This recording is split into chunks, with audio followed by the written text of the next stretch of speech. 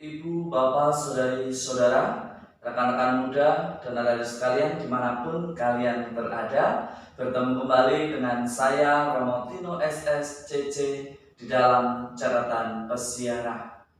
Kesatuan hati dan jiwa tidak hanya sekedar dimaknai dengan keseragaman.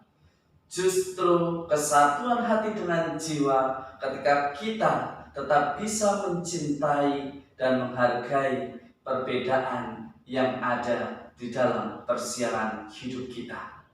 Sebelum kita mendengarkan permenungan dari catatan pesiarah, marilah kita membuat tanda kemenangan Kristus.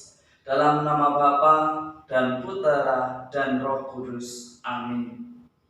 Allah yang Maha Rahim, dalam perayaan pesta Paskah ini Engkau menyalakan iman umat yang dikuduskan bagimu.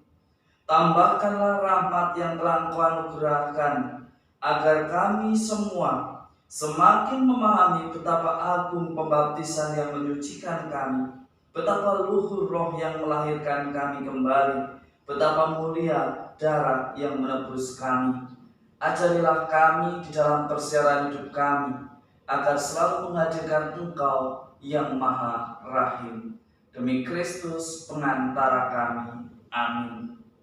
Ibu, Bapak, Saudari, Saudara, rekan-rekan muda, dan adik-adik sekalian yang terkasih, pada Minggu Kerahiman ini kita diajak untuk belajar dari para rasul yang selalu mencita-citakan kesatuan hati dan jiwa. Kesatuan hati dan jiwa mereka gambarkan di dalam tujuan yang sama, misi yang sama untuk mewartakan karya keselamatan Allah dalam kerangka kebangkitan Yesus. Para rasul mengajak kita untuk lebih menyadari peran kita di dalam masyarakat, di dalam gereja maupun di dalam keluarga. Gereja menjadi hidup, gereja menjadi berkembang ketika anggota-anggotanya melakukan perannya masing-masing dengan tanggung jawab, dengan kesetiaan, dengan ketulusan. Jika orang saling melempar tanggung jawab dan ketika ada sesuatu yang tidak benar menjadi orang pertama yang paling mengkritik, orang pertama yang paling tidak percaya, itu yang tidak benar.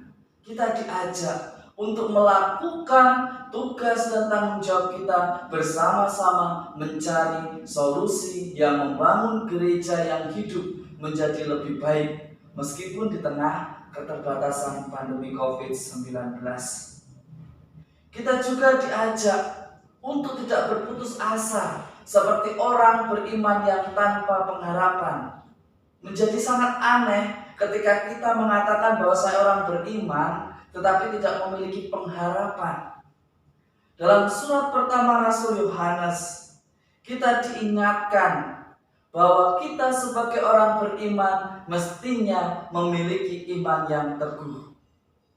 Tuhan kita tidak main-main. Tuhan kita menyelamatkan kita dan membebaskan kita. Tuhan kita adalah Allah yang Maha Rahim, yang selalu menginginkan kita semua menjadikan Dia sebagai sumber kehidupan kita, sebagai andalan kehidupan kita. Di dalam Injil hari ini kita mendengarkan kisah tentang para murid yang ragu. Hal ini yang diwakili oleh Thomas. Ia adalah satu-satunya murid yang selalu tidak berada di dalam kumpulan para rasul ketika Yesus hadir di tengah-tengah mereka. Apakah kita harus melihat, kita harus mendengar, kita harus ada, baru kita percaya? Pelajaran yang dialami oleh Thomas ialah kita tidak perlu melihat, kita tidak perlu mengalami untuk menjadi percaya.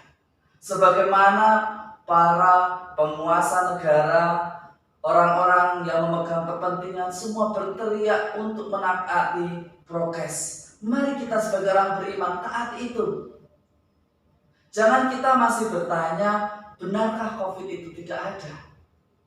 Haruskah kita menjadi positif COVID-19 baru kita percaya bahwa COVID-19 menjadi sesuatu yang serius, menjadi sesuatu yang berbahaya bagi tubuh kita? Apakah kita harus mengalami dulu baru kita setia dan taat memakai masker? Kan tidak. Mari kita lindungi, mari kita jaga orang-orang yang kita cintai, keluarga kita, anak-anak kita, rekan komunitas kita, sesama kita. Karena perwujudan iman yang sejati selalu mengutamakan keselamatan bersama dibandingkan kepuasan ego pribadi. Semoga berkat Tuhan senantiasa melindungi dan memberkati kita. Dalam nama Bapa dan Putera dan Roh Kudus. Amin. Untuk menjadi percaya tidak perlu bukti yang bisa dilihat.